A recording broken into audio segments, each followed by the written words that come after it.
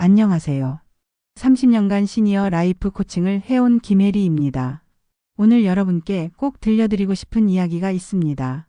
바로 3년 전 제게 상담을 요청하신 62세 박영수 어르신의 이야기입니다. 박 어르신은 대기업에서 35년간 성실히 근무하시고 정년퇴직을 하셨습니다. 퇴직금도 꽤 받으시고 연금도 준비해 두셨죠. 경제적으로는 큰 걱정이 없는 상황이었습니다. 그런데 퇴직 6개월 후 박 어르신은 심각한 우울감에 빠지셨습니다. 아침에 일어날 이유를 찾을 수 없다고 하셨어요. 매일 똑같은 일상의 반복. 텔레비전만 보며 하루를 보내고 점점 말수가 줄어들었습니다. 선생님, 저는 이제 쓸모없는 사람이 된 것 같아요. 사회에서 완전히 소외된 느낌입니다.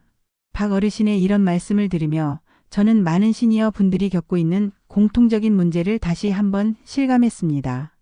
여러분, 혹시 이런 고민을 하고 계시지는 않나요? 은퇴 후 갑자기 찾아온 공허함, 사회적 역할을 잃었다는 상실감, 매일 반복되는 무료한 일상, 점점 줄어드는 사회적 관계. 오늘 이 시간에는 박 어르신이 어떻게 이런 상황을 극복하고 지금은 누구보다 활기찬 노년을 보내고 계신지 그 비결을 여러분과 나누고자 합니다. 제목에서 말씀드린 돈 안 들이고 평생 즐기는 그 한 가지 방법, 바로 지금부터 공개하겠습니다. 1. 60대 대부분이 겪는 현상, 은퇴 이후 무기력해지는 이유. 먼저 통계부터 말씀드리겠습니다. 한국보건사회연구원 조사에 따르면 은퇴 후 1년 이내에 우울 증상을 경험하는 시니어가 전체의 68%에 달합니다. 왜 이런 현상이 나타날까요? 30년간 상담해온 경험을 토대로 말씀드리면 크게 5가지 이유가 있습니다. 첫 번째, 정체성의 혼란. 35년간 김 대리, 박 부장, 이 전무로 불리던 분들이 갑자기 그냥 김씨, 박씨가 되는 겁니다. 사회적 지위와 역할이 사라지면서 내가 누구인지 혼란스러워 하시는 거죠. 실제로 작년에 상담받으신 64세 최모 어르신은 이렇게 말씀하셨습니다. 30년 넘게 회사에서 저를 찾는 전화가 하루에도 10통씩 왔는데 이제는 보험회사 전화만 와요. 제가 정말 필요 없는 사람이 된 것 같습니다. 두 번째, 사회적 네트워크의 단절. 직장 동료들과의 관계는 퇴직과 함께 자연스럽게 소원해집니다. 새로운 인간관계를 만들 기회도 많지 않고요. 이렇게 되면 사회적 고립감이 심해집니다. 세 번째, 목적의식 부재. 매일 출근하고 업무를 처리하고 성과를 내는 명확한 목표가 사라집니다. 오늘 뭘 해야 하지? 라는 질문에 답을 찾기 어려워지는 거죠. 네 번째, 시간의 과잉. 갑자기 하루 24시간이 모두 자유시간이 됩니다. 하지만 이 자유시간을 어떻게 의미 있게 보낼지 모르겠다고 하시는 분들이 많아요. 다섯 번째, 미래에 대한 불안. 건강 악화에 대한 걱정, 경제적 불안, 가족관계의 변화 등 미래에 대한 막연한 두려움이 생깁니다. 이 5가지 요인이 복합적으로 작용하면서 많은 시니어 분들이 무기력감에 빠지게 되는 겁니다. 하지만 여기서 중요한 건 이런 현상은 자연스러운 과정이라는 점입니다. 누구나 겪을 수 있는 일이고 충분히 극복 가능한 문제라는 거죠. 실제로 앞서 말씀드린 박영수 어르신도 이 5가지 문제를 모두 겪으셨습니다. 하지만 지금은 어떠실까요? 매일 아침 6시에 일어나셔서 하루 일정을 스스로 계획하고 실행하십니다. 새로운 친구들과 활발하게 교류하시고 무엇보다 내일이 기다려진다고 말씀하세요. 어떻게 이런 변화가 가능했을까요? 바로 다음 단계에서 말씀드릴 방법 때문입니다. 2. 60대 은퇴 이후 새로운 삶을 시작하는 방법. 30년간의 상담 경험을 통해 발견한 가장 효과적인 방법을 말씀드리겠습니다. 바로 자기 주도적 학습과 성장입니다. 아, 또 공부하라는 이야기구나 하고 생각하실 수도 있겠지만 잠깐만 들어보세요. 제가 말하는 학습은 단순히 책을 읽거나 강의를 듣는 것이 아닙니다. 새로운 삶의 설계 3단계. 1단계, 내면의 자산 발견하기. 먼저 자신이 평생 쌓아온 경험과 지식을 정리해 보세요. 직장에서의 전문성, 인생 경험, 취미나 특기 등 모든 것이 자산입니다. 59세 김영희 어르신의 사례를 들어보겠습니다. 김 어르신은 30년간 은행에서 일하시며 자금 관리에 대한 전문 지식을 쌓으셨습니다. 처음에는 이제 그런 건 필요 없다고 생각하셨어요. 하지만 상담을 통해 깨달으신 건 그 지식이 다른 시니어 분들에게는 정말 필요한 정보라는 점이었습니다. 지금은 지역 평생학습센터에서 시니어 재정관리 강의를 하시며 새로운 보람을 찾으셨습니다. 2단계 호기심 영역 탐색하기. 평생 하고 싶었지만 시간이 없어서 못했던 일들을 리스트업 해보세요. 작은 것부터 큰 것까지 실현 가능성은 일단 제쳐두고 적어보는 겁니다. 제가 상담한 61세 이철수 어르신은 평생 요리에 관심이 있으셨지만 직장 생활 때문에 전혀 해보지 못하셨어요. 은퇴 후 요리를 시작하셨는데 이제는 동네에서 소문난 요리 달인이 되셨습니다. 매주 이웃들을 초대해서 직접 만든 음식을 대접하시며 새로운 인간관계를 만들어가고 계세요. 3단계 실행 계획 수립하기. 발견한 자산과 호기심 영역을 연결해서 구체적인 실행 계획을 세우는 겁니다. 여기서 중요한 건 작게 시작하기입니다. 큰 목표를 세우면 부담스러워서 시작도 못하는 경우가 많아요. 대신 매일 30분, 일주일에 3번 같은 작은 목표부터 시작하세요. 성공의 핵심 성장 마인드셋. 가장 중요한 건 마인드셋입니다. 나이가 이제 몇 살인데 뭘 새로 시작해라는 생각 대신 아직 20년, 30년의 시간이 남았으니 무엇이든 할 수 있다는 생각으로 바꿔보세요. 실제로 뇌과학 연구 결과에 따르면 인간의 뇌는 나이와 상관없이 새로운 것을 학습하고 적응할 수 있는 신경과 소성을 가지고 있습니다. 60대, 70대에도 새로운 기술을 익히고 취미를 개발할 수 있다는 거죠.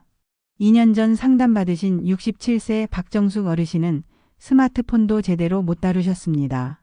하지만 손자와 소통하고 싶다는 목표로 유튜브 시청법부터 차근차근 배우셨어요. 지금은 직접 요리 영상을 촬영해서 올리시며 구독자 3,000명을 보유한 시니어 유튜버가 되셨습니다. 3. 노후에 즐기기 좋은 취미 이것부터 해보세요. 30년간 수많은 시니어 분들을 상담하면서 발견한 것이 있습니다. 성공적으로 노후를 보내시는 분들에게는 공통점이 있다는 거예요. 바로 몸과 마음을 동시에 사용하는 활동을 하신다는 점입니다. 추천 취미 1. 원예 텃밭 가꾸기. 가장 먼저 추천드리는 취미는 원예입니다. 작은 화분부터 시작해서 베란다, 텃밭, 나아가 주말 농장까지 단계적으로 확장할 수 있어요. 63세 송미숙 어르신의 경우를 들어보겠습니다. 처음에는 방울토마토 화분 하나로 시작하셨어요. 매일 물을 주고 성장 과정을 관찰하시면서 소소한 재미를 느끼셨습니다. 6개월 후에는 베란다에 상추, 깻잎, 쑥갓을 키우시게 되었고 1년 후에는 주말 농장을 분양받아 본격적인 농사를 시작하셨습니다. 지금은 이웃들과 함께 농산물 나눔까지 하시며 새로운 공동체를 형성하셨어요. 원예 활동의 장점. 마이너스 매일 돌봐야 하므로 규칙적인 생활 패턴 형성. 마이너스 성장하는 과정을 보며 성취감과 보람 느낌. 마이너스 신선한 공기와 햇빛으로 건강 증진. 마이너스 수확의 기쁨과 이웃 나눔으로 사회적 관계 형성. 추천 취미 2. 걷기와 기록하기. 두 번째로 추천하는 건 걷기와 기록하기의 조합입니다. 단순히 걷기만 하는 게 아니라 걸으면서 본 것, 느낀 것을 기록하는 거예요. 65세 한동철 어르신은 매일 아침 6시에 일어나 동네 한 바퀴를 걸으시면서 사진을 찍고 짧은 글을 쓰십니다. 계절의 변화, 동네의 변화, 만난 사람들과의 대화 등을 일기 형식으로 기록하세요. 이렇게 2년간 기록한 내용이 상당한 분량이 되자 지역신문에 시니어의 동네 산책기라는 제목으로 연재를 시작하게 되셨습니다. 지금은 많은 독자들이 한 어르신의 글을 기다린다고 해요. 걷기와 기록하기의 장점. 규칙적인 운동으로 체력 유지. 관찰력과 표현력 향상. 추억 보존과 회고의 기회. 글쓰기를 통한 인지 능력 유지. 추천 취미 3. 요리와 나눔. 세 번째는 요리입니다. 특히 새로운 요리법을 배우고 만든 음식을 이웃과 나누는 활동을 추천합니다. 58세 조영환 어르신은 평생 요리를 해본 적이 없으셨어요. 부인이 모든 요리를 담당하셨거든요. 하지만 은퇴 후 시간이 생기면서 요리에 도전해보기로 하셨습니다. 처음에는 라면도 제대로 끓이지 못하셨지만 유튜브 영상을 보며 하나씩 배워나가셨어요. 6개월 후에는 간단한 반찬들을 만들 수 있게 되었고 1년 후에는 복잡한 한식 요리까지 도전하게 되셨습니다. 지금은 매월 한 번씩 동네 독거 어르신들을 위한 반찬 나눔 봉사활동을 하고 계세요. 요리 실력도 늘고 보람도 느끼고 새로운 인간관계도 만들어가는 일석삼조의 효과를 얻고 계십니다. 추천 취미 4. 사진과 추억 정리. 네 번째는 사진과 추억 정리입니다. 스마트폰으로 일상을 기록하고 예전 사진들을 정리하면서 가족사를 만드는 활동이에요. 61세 김순자 어르신은 평생 모아온 가족 사진들이 박스에 가득했는데 정리하지 못하고 방치하고 계셨어요. 은퇴 후 이 사진들을 연도별, 주제별로 정리하기 시작하셨습니다. 사진 한 장 한 장에 담긴 추억을 떠올리며 간단한 설명을 적어 넣으셨어요. 자녀들이 어렸을 때 이야기, 가족여행 추억, 돌아가신 부모님과의 기억들을 정리하면서 삶의 의미를 되새기는 시간을 가지셨습니다. 이렇게 만든 가족 앨범을 보고 자녀들과 손자, 손녀들이 무척 감동했다고 해요. 가족 간의 유대감이 더욱 깊어지는 계기가 되었습니다. 이런 취미들의 공통점은 무엇일까요? 첫째, 꾸준함이 필요합니다. 매일매일 조금씩 해야 하는 일들이에요. 둘째, 성장이 가능합니다. 점점 더 잘할 수 있고 확장할 수 있어요. 셋째, 나눔이 가능합니다. 혼자만 즐기는 게 아니라 다른 사람들과 함께 할 수 있어요. 4. 50대 이후 취미생활 이렇게 시작하세요. 50대부터 취미를 준비하는 것이 가장 이상적입니다. 은퇴 전에 미리 준비해두면 은퇴 후 공허감을 최소화할 수 있거든요. 1단계 탐색기. 이 시기에는 다양한 활동을 짧은 기간 동안 경험해보는 것이 좋습니다. 평생교육원, 문화센터, 동호회 등을 활용해서 월 단위로 다른 활동을 해보세요. 52세 정미경 어르신의 경우 1년 동안 매월 다른 활동을 경험해 보셨습니다. 1월에는 도자기, 2월에는 서예, 3월에는 등산, 4월에는 요가. 이런 식으로 12가지 활동을 경험하셨어요. 그 중에서 자신에게 맞는 3가지를 선택하셔서 좀 더 깊이 있게 배우기 시작하셨습니다. 지금은 도자기와 등산, 요가를 꾸준히 하시며 각 분야에서 중급 수준의 실력을 갖추셨어요. 2단계 집중기. 탐색기에서 발견한 몇 가지 활동 중 가장 흥미로운 12가지에 집중합니다. 이 시기에는 어느 정도 전문성을 갖추는 것이 목표예요. 57세 이승훈 어르신은 55세에 사진에 빠져서 매주 출사를 나가셨습니다. 처음에는 스마트폰으로 시작하셨지만 점점 전문 카메라를 구입하고 사진 동호회에도 가입하셨어요. 2년 후에는 지역 사진 공모전에서 입상하실 정도로 실력이 늘었습니다. 은퇴를 앞두고는 사진작가로서의 새로운 인생 계획을 세우고 계세요. 3단계 확장기. 은퇴 후에는 그동안 쌓은 취미를 바탕으로 활동 영역을 확장합니다. 개인적인 즐거움에서 사회적 기여로 발전시키는 거예요. 30년간의 상담 경험을 바탕으로 성공하는 취미의 3가지 기준을 정리해 드리겠습니다. 1. 지속 가능성. 매일 또는 정기적으로 할 수 있는 활동이어야 합니다. 한 번에 많은 시간이나 비용이 드는 활동보다는 꾸준히 할 수 있는 활동이 좋아요. 2. 발전 가능성. 계속 늘어갈 수 있는 활동이어야 합니다. 처음에는 초보자였다가 점점 실력이 향상되어 전문가 수준까지 도달할 수 있는 분야가 좋습니다. 3. 사회적 연결성. 혼자만 즐기는 활동보다는 다른 사람들과 함께 할 수 있는 활동이 좋습니다. 동호회, 클럽, 봉사활동 등으로 확장할 수 있는 취미를 선택하세요. 실천적 시작 방법을 알려드리겠습니다. 첫째, 현재 상황 점검하기. 건강 상태는 어떤지, 경제적 여유는 얼마나 되는지, 가족 상황은 어떤지, 현재 관심사는 무엇인지. 둘째, 정보 수집하기. 지역 평생교육원 프로그램 조사, 동네 문화센터 강좌 정보 수집, 온라인 커뮤니티나 동호회 찾아보기, 지인들의 취미 활동 경험담 듣기. 셋째, 작게 시작하기. 단기 체험 프로그램부터 시작. 비용이 많이 드는 장비는 나중에 구입. 주 12회, 12시간 정도로 시작. 3개월 정도 해본 후 지속 여부 결정. 노후를 망치는 최악의 취미는 이것입니다. 30년간 상담하면서 본 바로는 모든 취미가 다 좋은 건 아닙니다. 오히려 노후를 더 불행하게 만드는 취미들이 있어요. 이런 함정에 빠지지 않도록 주의해야 합니다. 위험한 취미 1. 과도한 도박성 오락. 가장 주의해야 할 것이 도박성 오락입니다. 화투, 바둑이, 경마, 카지노 등이 여기에 해당해요. 66세 김철민 어르신의 경우를 말씀드리겠습니다. 은퇴 후 시간이 남아서 동네 경로당에서 화투를 치기 시작하셨어요. 처음에는 심심풀이라고 하셨지만 점점 돈을 거는 액수가 커지기 시작했습니다. 6개월 후에는 하루 종일 화투만 치시게 되었고 1년 후에는 퇴직금의 상당 부분을 잃으셨어요. 더 심각한 건 가족과의 관계가 완전히 망가졌다는 점입니다. 도박성 오락이 위험한 이유. 마이너스 중독성이 강해 통제가 어려움. 마이너스 경제적 손실로 이어질 가능성이 높음. 마이너스 건전한 사회적 관계 형성에 방해. 마이너스 스트레스와 우울감 증가.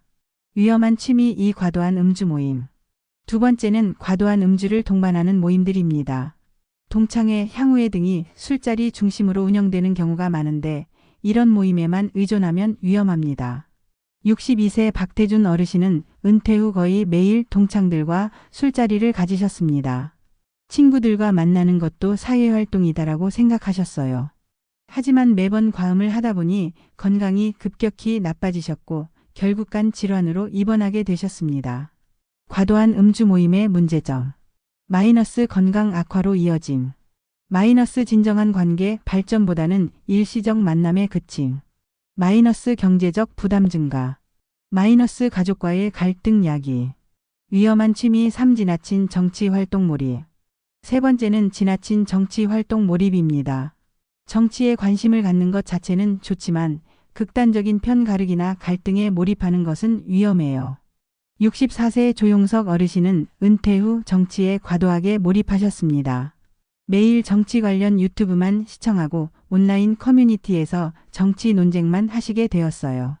결과적으로 가족들과의 대화도 정치 이야기뿐이 되었고 정치적 성향이 다른 지인들과는 관계가 끊어졌습니다. 스트레스도 계속 쌓이고 세상에 대한 분노와 불만만 커져갔어요. 위험한 취미 4. 소극적 소비형 취미. 네 번째는 소극적 소비형 취미입니다. 텔레비전 시청, 인터넷 서핑, 쇼핑 등이 여기에 해당해요. 이런 활동들이 나쁜 건 아니지만 이것만 하고 지내면 문제가 됩니다. 아무런 성취감이나 보람을 느낄 수 없고 사회적 관계 형성에도 도움이 되지 않아요. 59세 이명숙 어르신은 은퇴 후 홈쇼핑 시청이 유일한 취미가 되셨습니다. 하루 종일 텔레비전 앞에서 홈쇼핑을 보시며 이것저것 주문하셨어요. 6개월 후에는 집안이 불필요한 물건들로 가득 찼고 경제적 압박도 커졌습니다. 무엇보다 아무것도 하지 않는다는 죄책감과 공함이 더욱 심해졌어요. 건전한 취미를 선택하는 기준. 그렇다면 어떤 기준으로 취미를 선택해야 할까요?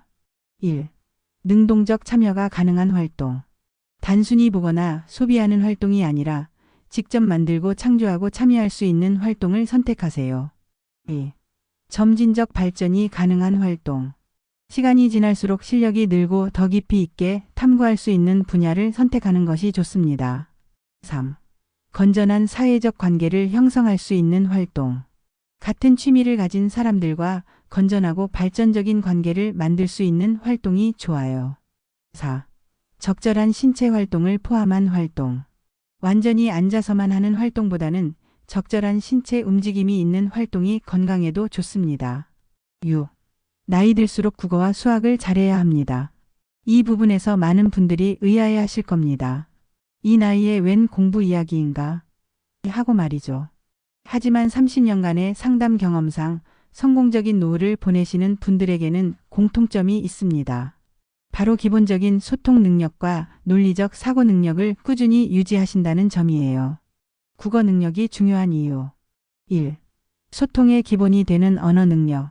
나이가 들수록 새로운 사람들과 관계를 맺을 기회가 줄어듭니다. 그런데 기존의 관계마저 소통 부족으로 소원해진다면 정말 고립될 수 있어요.